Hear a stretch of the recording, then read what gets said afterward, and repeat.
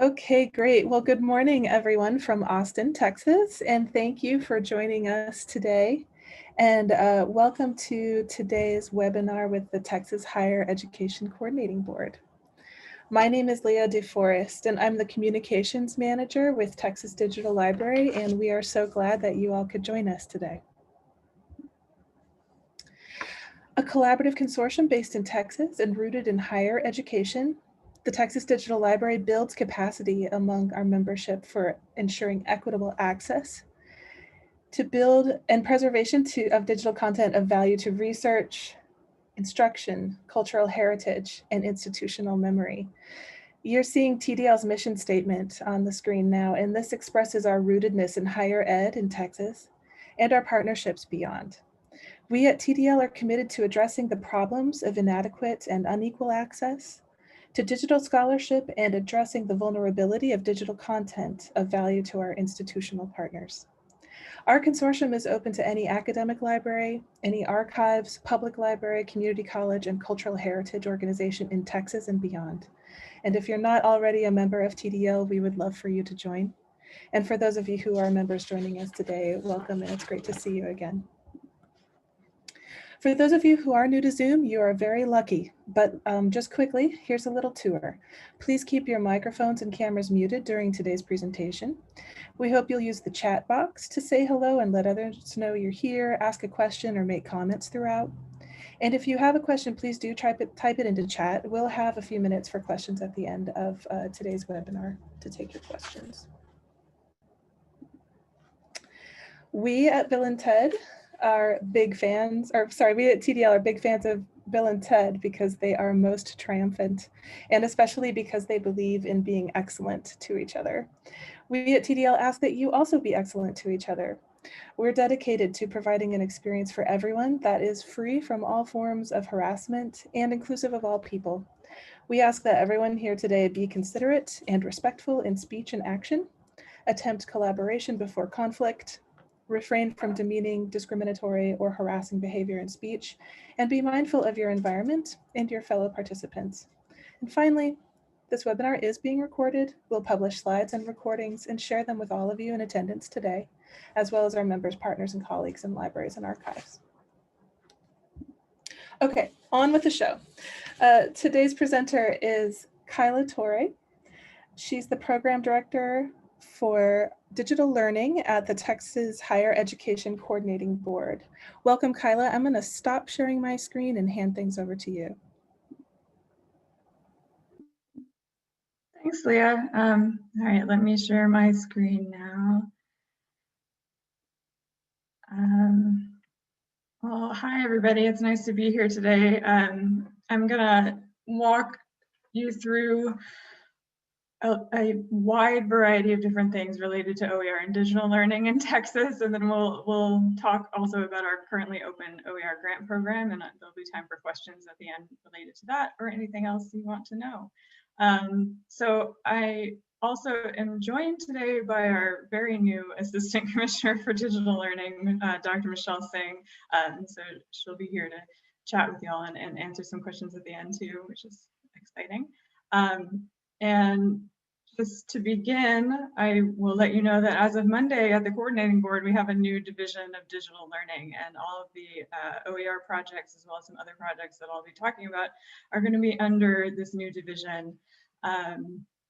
Basically, the idea of the Division of Digital Learning is to partner with institutions to expand digital success and foster quality digital learning experiences for students in Texas. We know that there are just a wide variety of best practices going on in digital learning in Texas, and so we want to be able to provide support for that and share those best practices across the state. And under this Division of Digital Learning will be the OER Text Repository, which I'll talk about, the OER Grant Programs, both at the state and GEER levels, and then a digital learning clearinghouse, which I'll talk about a little bit, that is upcoming. So I'm going to talk about OER opportunities in Texas. I'm going to start by giving you a little bit of background and information on what OER is in Texas and sort of where we are now, where we've come from and where we are now. OER really, especially over the past 2 legislative sessions in the past 3 years has been seen as a solution to the high cost of instructional materials. And we believe that the high cost of instructional materials really has an impact on student retention and completion, which speaks to our 60 by 30 text goals, particularly the student debt goal, which deals directly with affordability, but also we think that if students can better afford their instructional materials, then they're better able to complete. OER is defined in statute in Texas. So this is the definition of OER that is in the Texas Education Code.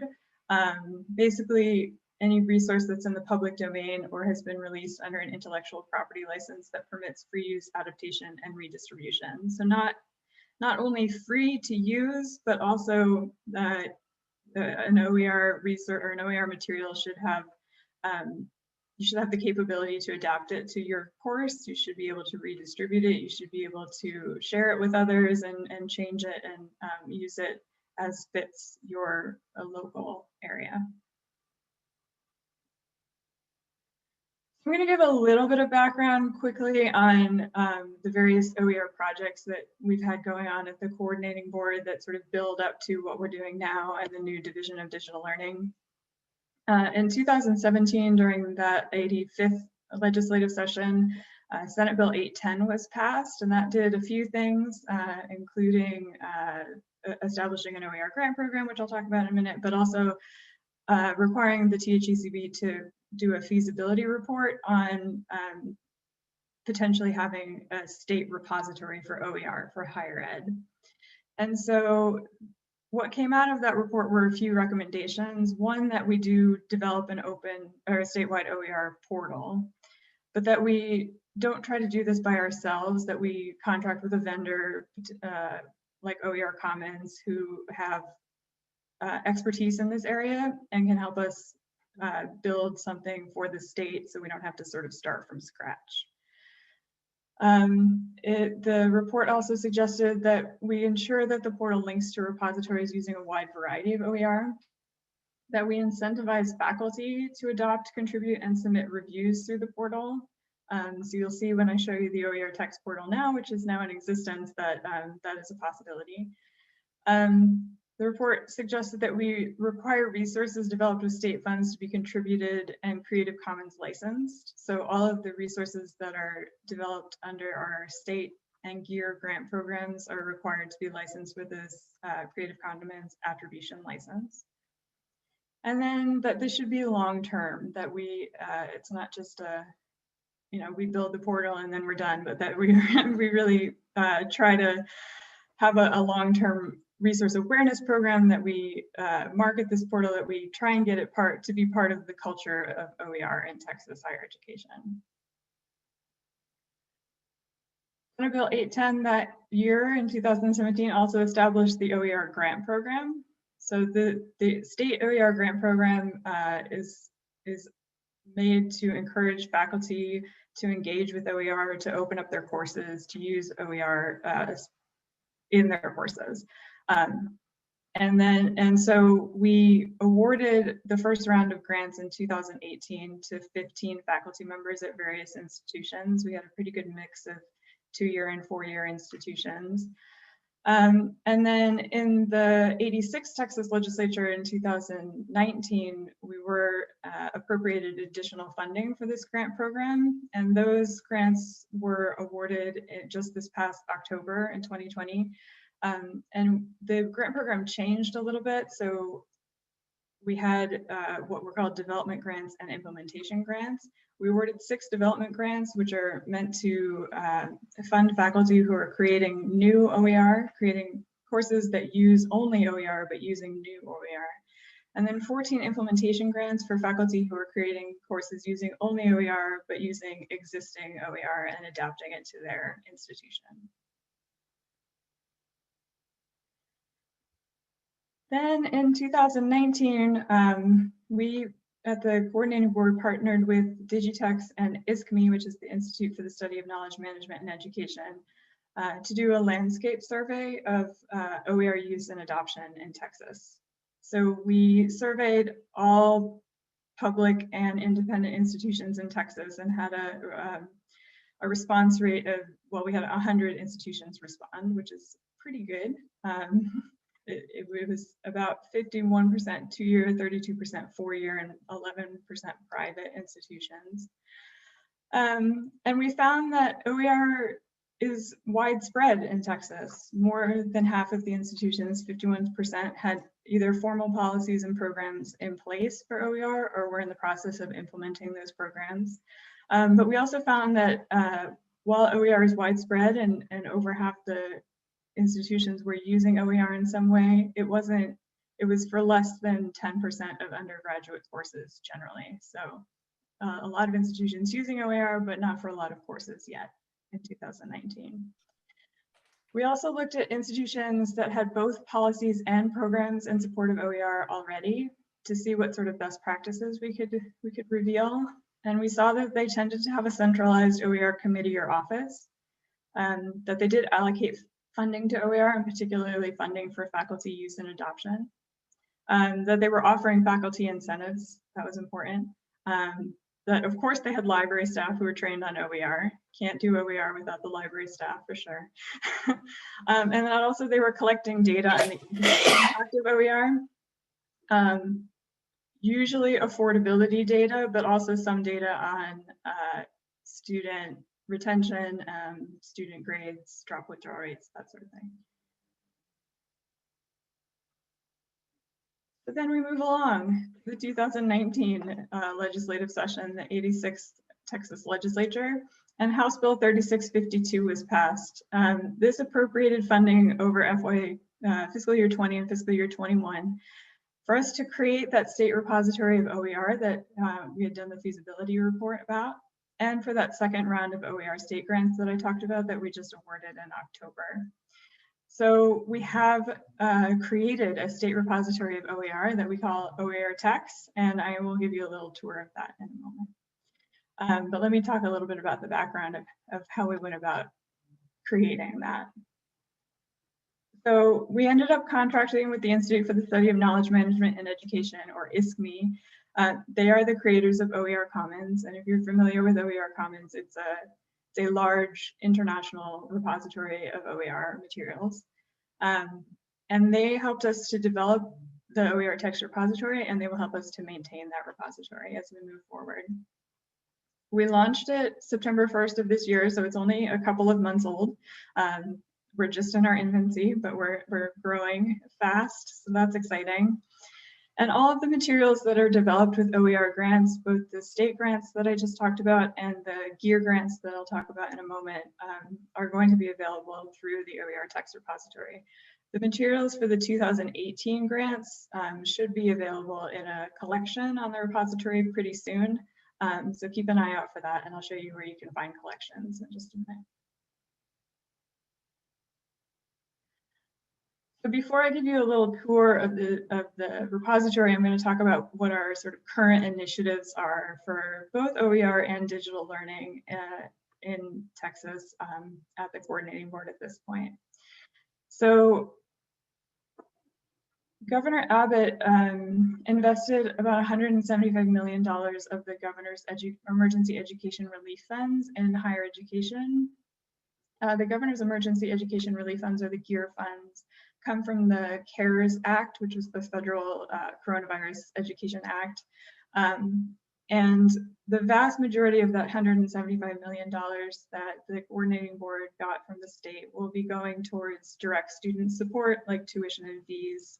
But some of it will be used for online learning support. So we're going to be building a digital learning clearinghouse. And then we have an open OER course implementation, development and implementation grant program. And we have technical assistance grants to 3 institutions who are going to be helping the awardees of the OER course grants to complete that work. First, the digital learning clearinghouse. The idea of the digital learning clearinghouse, which I will probably start calling DLC because that's a mouthful right there, is to really share best practices for effective online teaching across Texas. So we will be working with representatives from institutions to try and figure out the best way to share best practices, to share data on online teaching, and create some sort of dashboard online where we can share all this information. And we've also gotten approval from the board to release a request for applications for grants to help populate that website or that portal with examples of effective online learning practices. So that will be upcoming. That's sort of the next thing on the horizon, so keep an eye out for that. And then there's the OER course development and implementation grants. So this is a matching grant program for both public and independent institutions. It is meant to support faculty teams who are either developing new OER, those are the development grants, or redesigning existing OER, that's the implementation grants. And while our state grant program has focused on Texas core curriculum courses, and this grant program will focus on the most frequently transferred Texas core curriculum courses, we're also expanding our horizons a little bit and opening it up to also co-requisite courses and workforce courses in high value fields that are in the Workforce Education Course Manual, or the WECM. The development grants for developing new OER require cross-institutional collaboration. So you can apply as a consortium even if you want multiple institutions to work on developing new OER for any of the courses in these three areas. This grant program is open now. The round one deadline was November 17th, which was Tuesday, I guess. But there are 2 more rounds. So there's a second deadline on December 15th, and then the third and final deadline will be January 11th. And the request for applications, the application forms, information about webinars that we're having and things like that are available on this website that you see here, highered.texas.gov/OER GEER. And also, of course, I'll answer any questions that you have about the grant at the end of the session. So as part of that grant, we've partnered with 3 institutions to be technical assistance partners, and their mission is going to be to provide support and guidance to both applicants and awardees who are developing courses under this GEER OER grant program. So as far as application support, they will be offering some webinars, so keep an eye out for that on the website, and a memo will also go out to institutions to announce those. And then once grants are awarded, they will be helping with instructional design, developing courses in those 3 areas of core curriculum, workforce education, and co-requisites. And so those 3 technical assistance partners are OpenStax at Rice University, the Charles A. Dana Center at the University of Texas at Austin, and Dallas College. And you can see that if you know a little bit about OpenStax, the Dana Center and Dallas College, their expertise more or less fits into the 3 focus areas of the grants. I'm sure there will be some overlap, but we're going to partner applicant or awardees with these various technical assistance partners so that they can receive guidance during this process. Okay, so I'm going to give you a little demonstration of the OER Tech Site so you can see what we have so far. Here it is. I'm going to assume, unless I get yelled at, that y'all can see that. Okay, thank you. So this is the OER Text Repository. If you're familiar with OER Commons, you'll see that the search bar and the structure looks a lot like OER Commons. It is based off of that format. There are a number of ways to search. So you can search by typing into the bar whatever you're looking for. You can search by subject, and we worked with institutional librarians to develop metadata subjects that sort of were specific to Texas, that aligned with the core curriculum and things like that. You can search by education level, or you can search by course inventory. So there are materials in here that are linked to the academic course guide manual courses and the workforce education course manual courses. So if you're interested in searching a particular course that's in that manual, you can search that way. You can also link courses if you upload materials to these various course guide manuals. So if I search for math, what's going to happen is that all of the resources that are in the repository that are related to math are going to pop up. And you'll get this list, and you can further filter your list by topics over here. And then if you choose a resource, you'll see that from here you can, as long as you have an account, so you have to set up an account to save resources and get more information on them, but accounts are free and open to anyone. You can just make one with an email address.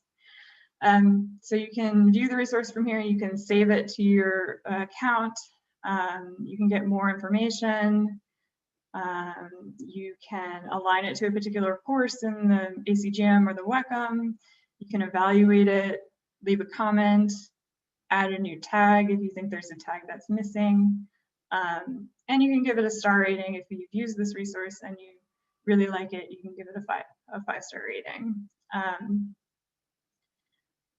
There are a couple of other ways to search for resources. So you can go to our collections, and these are curated resources that we've put together based on topic. So there's OER Basics. If you're new to OER and you need some information about what it is and how to use it, that's a good place to start. Or by institution. So the University of Texas at Austin has created a number of resources in language learning, and they're all collected in this collection for the institution here. Like I said, we're going to have a 2018 grantee collection coming soon, so keep an eye out for that. And we will be developing and curating collections on an ongoing basis as we go along, so there will be new ones coming up.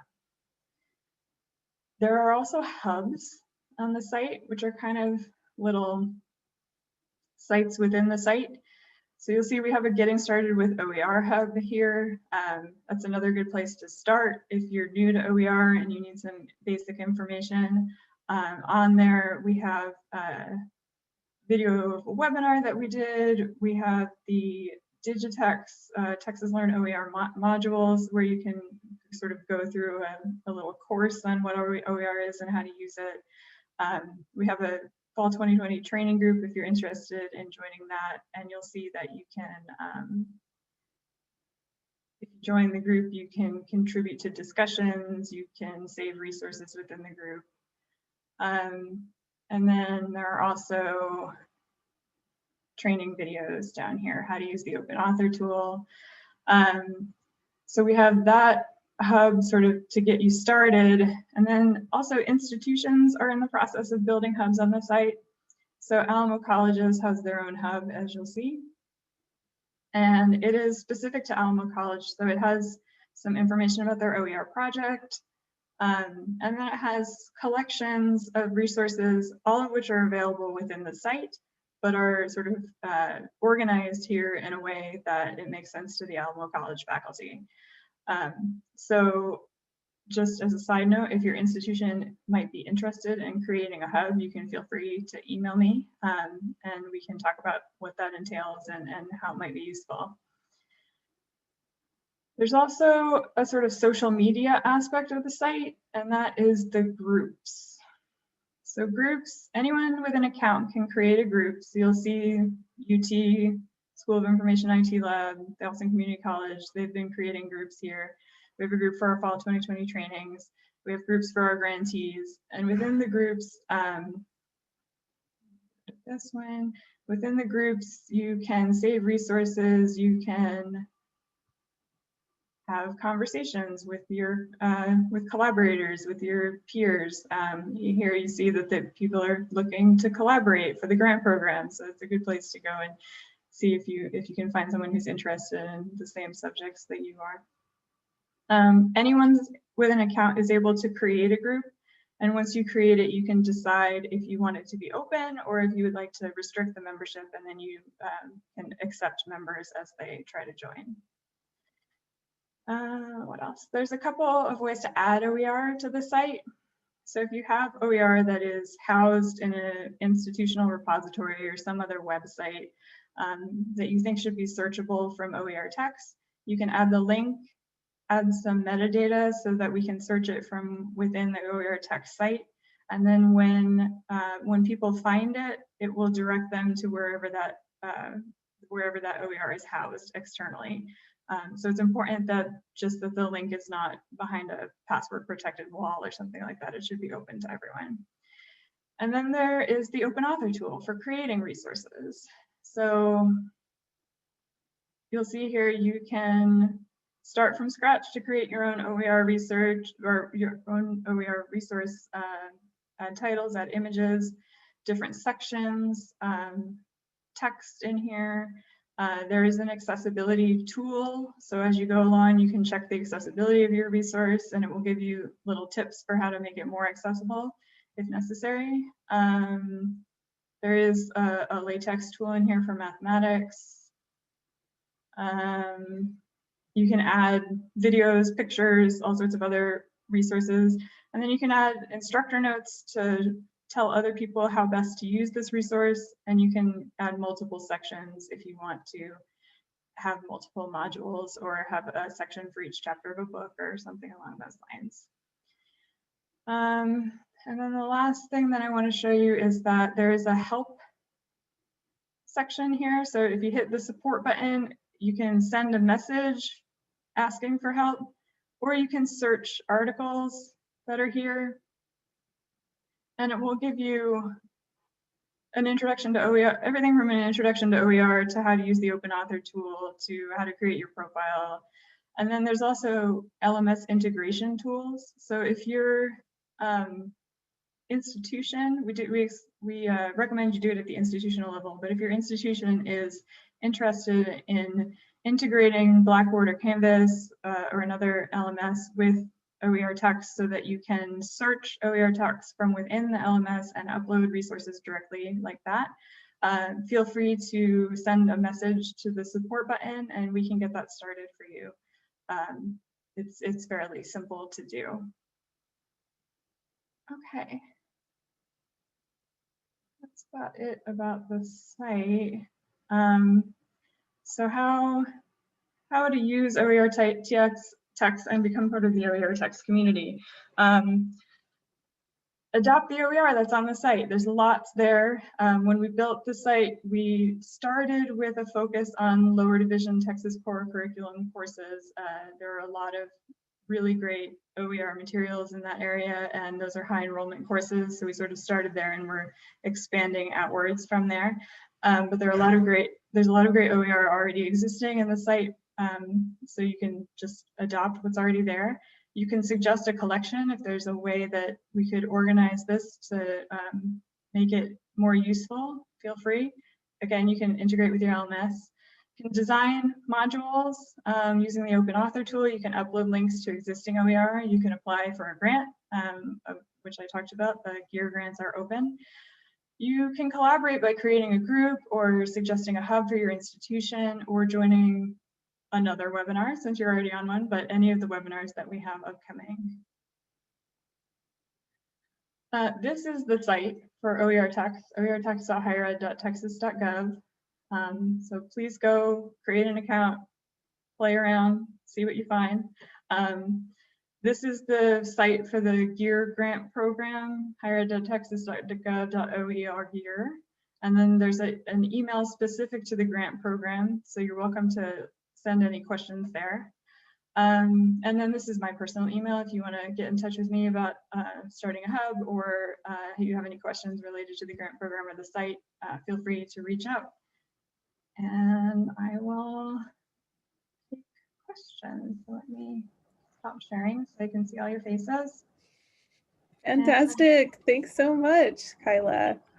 That was great. Thanks for just kind of situating what the grant in the overall OER programs that the Higher Ed Coordinating Board is putting together. That's really helpful. And for those of you who have questions for Kyla about the grants or any part of her presentation, please go ahead and type them into chat. and we will get to them at first come, first serve. While you're cooking up your questions, Kyla, I do have a few questions from folks who couldn't make it today, but wanted to get an answer to their question from you anyway. And the majority of my questions do revolve around the grant. So, sure. Okay. Here's one for you. Some librarians are finding challenges around communicating about the grant. And do you have tips for how best to get the word out about the grant to faculty on their campuses?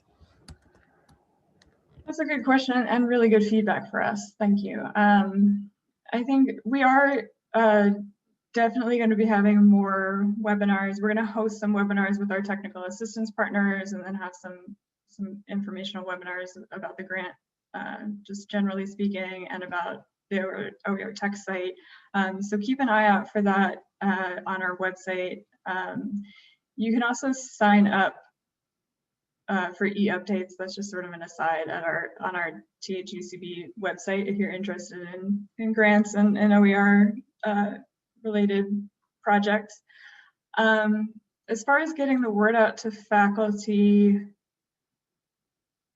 I think that is a challenge, and I know that what we generally do is send notices both to sort of the chief academic officer at the institution, but also to our institutional liaisons.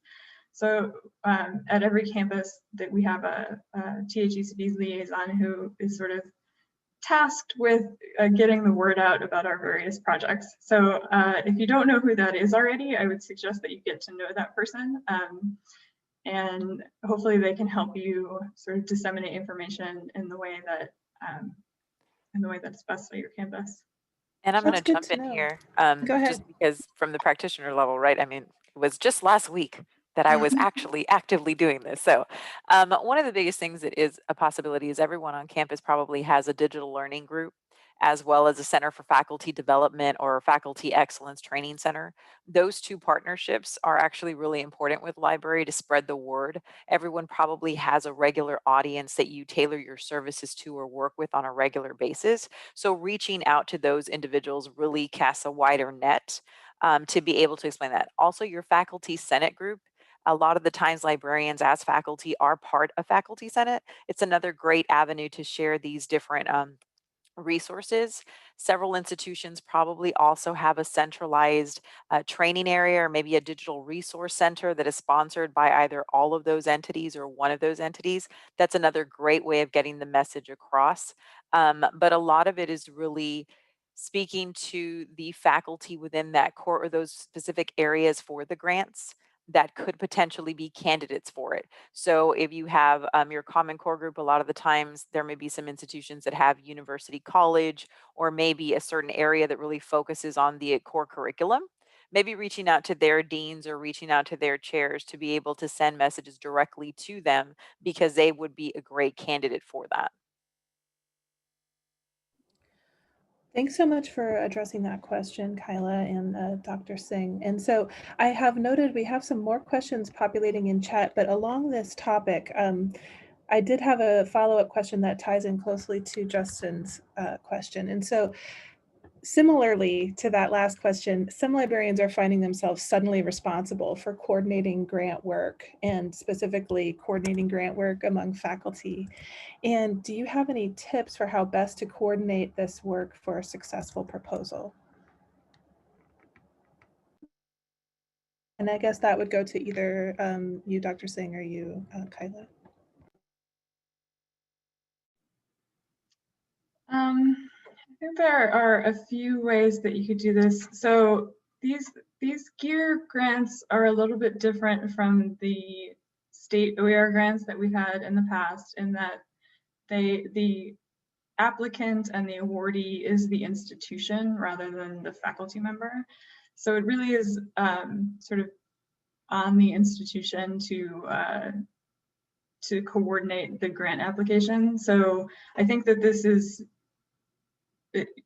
working with your office of sponsored projects or your grants office or whoever is in charge of coordinating grants on your campus is probably a good way to start. I don't know, Michelle, you have any other suggestions? So definitely reach out to whomever is in charge of grants on your campus, because there's usually protocol or procedures within each institution as to how long in advance you're needing to notify the groups. What they usually have a budget template that they would like to operate off of. They usually have an internal approval process. So definitely make sure that you reach out to whomever is responsible for the grants. Unfortunately, you're absolutely right in this conversation, because our librarians are seen as our OER content experts. Now all of a sudden you're also thrown into grant writing and all of these additional things. And so definitely reach out to those groups. But I do want to mention that as part of this development, we are looking to strengthen the OER support network on campuses, which include those 3 offices that I mentioned: the Center for Faculty Development, or the Faculty Development Centers, the digital learning groups, as well as the libraries. So those 3 groups will actually have a series of workshops within these grants performed by OpenStax, or one of the 3 tech assistance partners, that will be specific to: how do I support OER development on a campus? How do I continue to build enthusiasm for OER? How do I sustain it?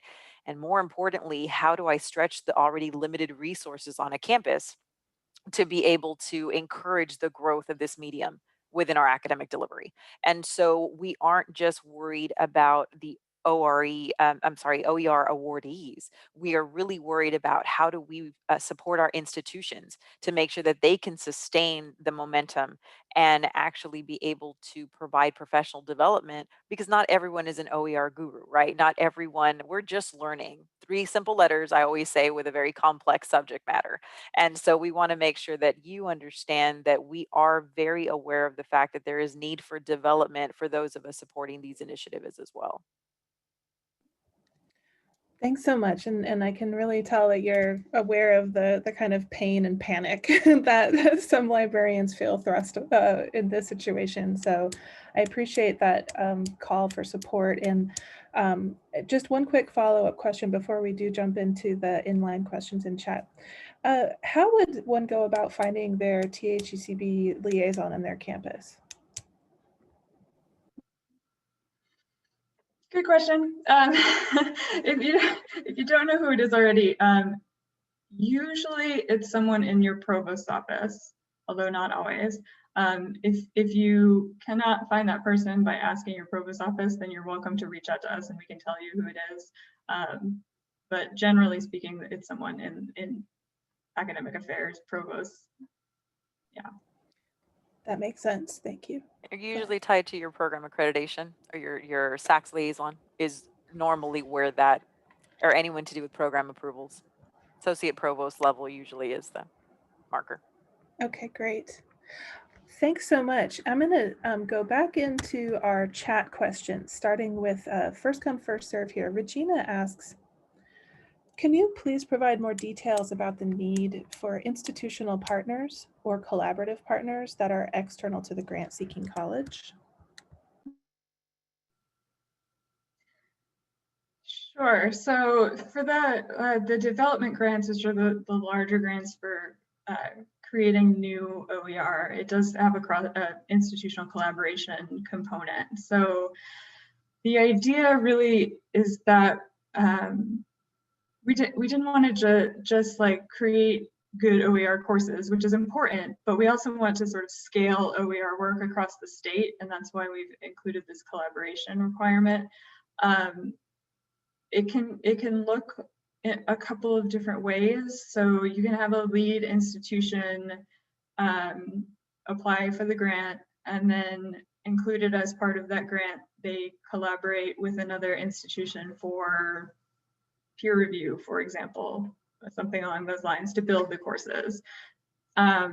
Or you can apply as a consortium where you can have a group of up to 5 institutions where each would apply for a grant, but as a partnership, so that you were all working on the same course or subject area, and you were working to make the OER work in that particular course area sort of bigger across all of those institutions that were involved in the consortium. So it's required for the development grants. We encourage, of course, for implementation grants for you to do the same thing, where you partner with other institutions to implement across a wide range of institutions. But the idea really is just to further OER work that's been being done in the state. Thanks for an answer to that question. I do have a follow-up, and not everyone is aware of the work that these external partners do. I'm very lucky. I used to work at the Dana Center, and I really do want to welcome our colleagues from the Dana Center who have joined us here today.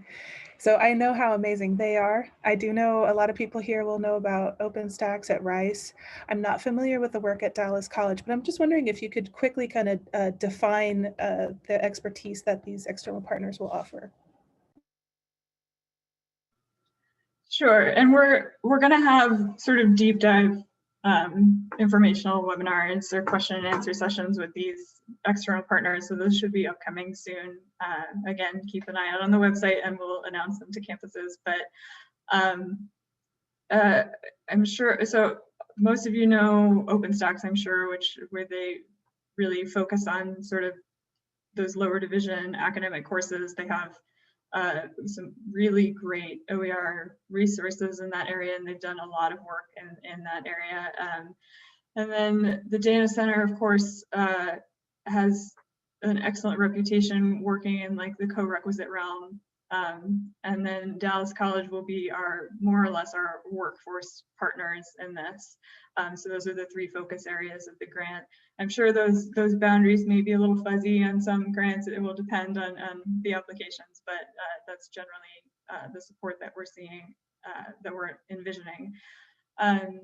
They will offer applicant support in the form of these webinars that are upcoming to sort of tell you what exact services they're going to be able to offer. And then we're going to have, they'll support the awardees in specific ways depending on the partner, but in those three topic areas. So for instructional design support, for creating materials support, yeah, and I don't know if you want to add anything to that, Michelle, but that's the basic idea. Great, thank you. Going back into our question in chat, Rusty asks that he was recently copied on an email from the coordinating board requesting nominations for reviewers for the OER Grant Program submissions. Could you elaborate on that?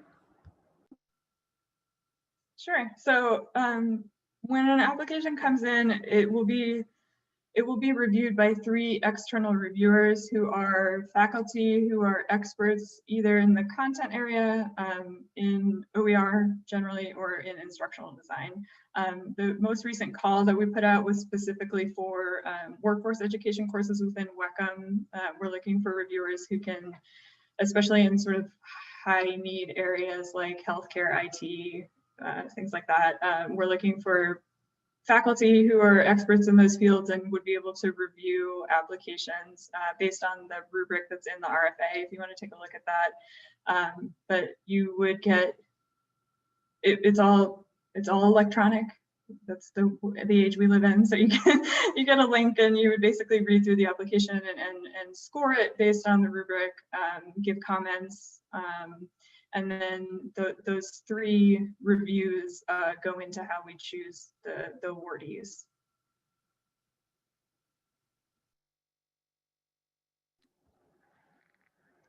Okay, great. Thank you for that. Next question. Kimberly has a faculty member at her institution who works with internships in his program and who is looking to develop OER. Because these internships are attached to higher level undergraduate courses, she doesn't think they fall into any of the categories covered by the GEER grants. He was thinking workforce development, but she's not sure if that's the case. So could you explain how workforce course eligibility is determined? So workforce course eligibility is determined by courses within the workforce education course manual, which I don't have the website on me right now, but I could always send it out, or if you email me, I can send it to you. But the workforce education course manual has a huge range of courses in workforce fields that are, it's sort of like the academic course guide manual, but for workforce, where they specify learning objectives and things like that for particular courses. And so if you can look for it through our website, or you can email me and I can send you the link to where you can look up workforce courses that are in the WCAM. Great, thank you. Regina has like the golden question, if we have the answer to this. So Regina writes, our first day access program is taking hold as an option for lowering student costs. Our OER efforts are not where we want them to be, partially due to COVID refocusing everyone's efforts. How do we convince faculty that OER is perhaps a better solution?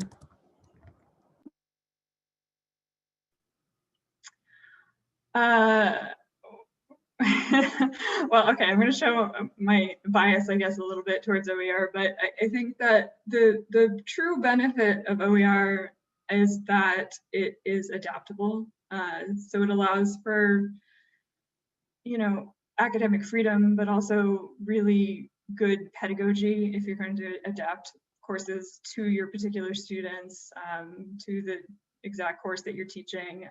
So I really think that the benefit that OER has is in student engagement, student outcomes because of the adaptability of the resources. I'm sure Michelle will have things to add to this, but OER is definitely more flexible than other types of materials. So that's one benefit.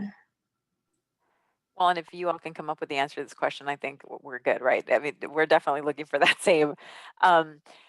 I think we have to get away from the one or the other, or competing against each other, and looking more towards the idea that OER is another option for individual faculty to be able to be creative and to be able to get access to these things.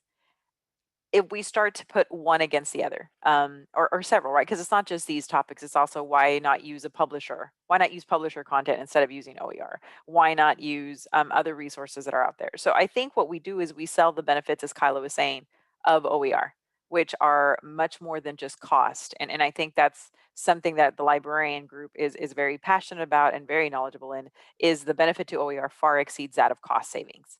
Right. And so while the conversation is predominantly cost saving because it is the most visible component to it, the OER pieces that Kyla was mentioning are really the strength of it, the licensing ability, the ability to be able to remix and adapt content to everyone's liking, to build on it as a community and to become this shared knowledge base, right?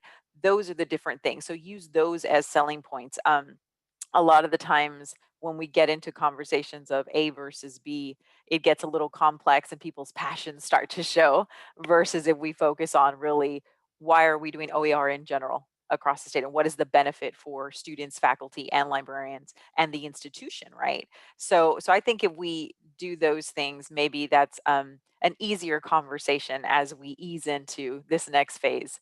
With this new dynamic that we all live in, every day is changing, right? We asked for it for years for people to give digital learning a chance, to just try it out. All of a sudden pandemic hits and now everyone has tried it out. It's a matter of how do we cultivate that momentum and make it grow into something sustainable. Right on. Amen. I'll just add that if you're new to OER, look up SPARC, SPARC, and they have a lot of great resources that walk through the benefits of OER, tell you how to, argue for it on your campus, advocate. So that's a good starting point.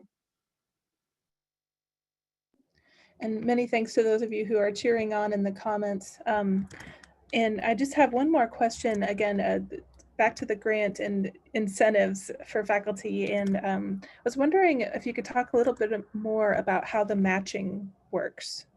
This is defined as a matching grant. And so can you talk about how institutions need to come up with their match? Sure. So for this particular, for the GEER grant program, it's a one-to-one match. It can be in kind. So if you're devoting library time, instructional design time, any of that to the grant, then that can be counted as, of course, an in-kind match. Any institutional resources that you're devoting to this project can be considered in kind. So it's not that the institution necessarily needs to somehow find new funds to match this grant program. You use, all of the support that you're generally putting towards OER, I think could count as in-kind funding for an in-kind match. Okay, that makes a lot of sense. And I did note here that Bruce Herbert, ScholComm director at Texas A&M University, hi Bruce, has shared an article, a link to an article that he wrote talking about how to help convince faculty and how to help motivate faculty to adopt OER. So I do hope you'll check that out.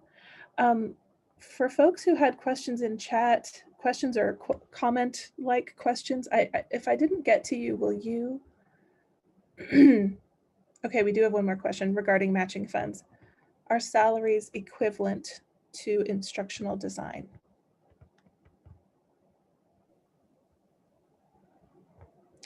Do you mean like salaries of instructional designers? I would say yes. So if the institution's paying for the time of an instructional designer, yes, absolutely, it's an in-kind match. Here's another question from Amanda. And again, just to reiterate, if I missed your question, we had a lot of chatter in here, and so I'm really pleased about that. But if I missed your question, please do pipe up or remind me that I missed it. So Amanda asks, there are quite a few institutions who have been very successful with their Higher Ed Coordinating Board OER proposals. At Texas Women's University, they have some faculty interested in viewing successful proposals. Would you recommend reaching out to institutions to ask if they could share their proposals or part of the proposals, or would you all be able to share those proposals? So this is a great question, and I have sort of an unfortunate answer for it, which is that so the state grant programs, the eligible applicant is a faculty member, not the institution. So the faculty, so the program is not the same as this GEER grant program. So while we have successful applications for that state grant program, it's not the same program. Although I would encourage you, if there are successful, if there are successful faculty members who have received a grant, to reach out to them and ask them what they included in their application. Absolutely, because I think some of the things are definitely similar, and a lot of the sort of institutional support that's given to successful faculty awardees is probably going to be the same as for the GEER grant program. But it's just different, unfortunately.